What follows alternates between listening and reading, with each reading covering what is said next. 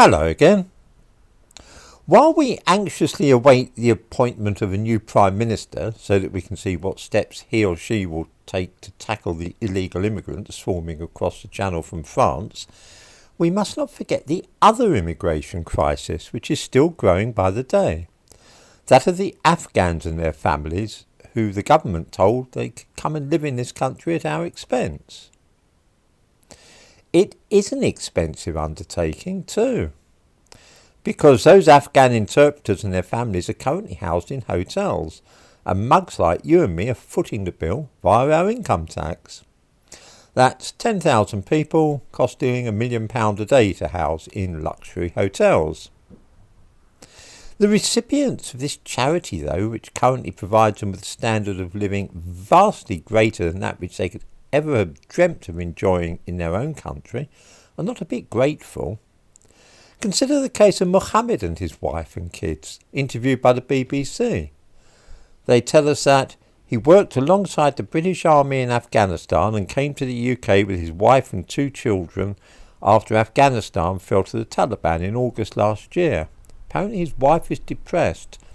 I don't blame her because I know the situation. She's in that room for 1 year with 2 kids. These are kids, and she's depressed, so things are not good, he said. Of course, what they really want, rather than a hotel with room service and all meals laid on for nothing, is a council house.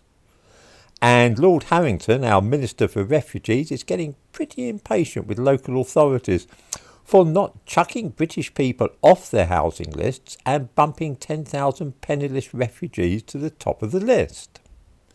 He is particularly irritated that no local authority seems to have 500 4-bedroom houses to offer these folk, so that they can accommodate their larger families.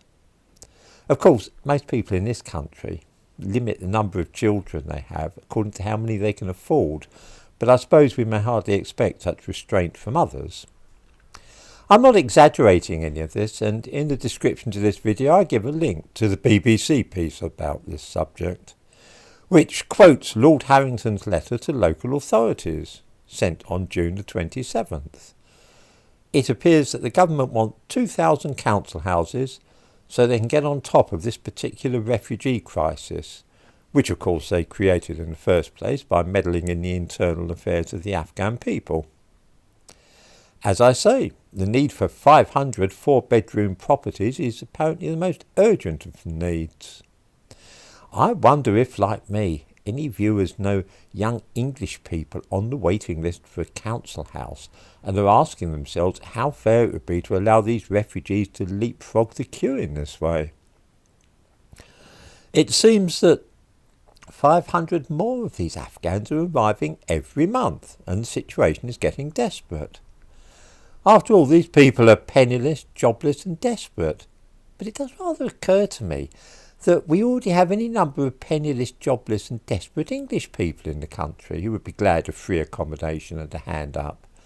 Do we really need to import more? Is there a danger we're going to run short of poor people without jobs in this country?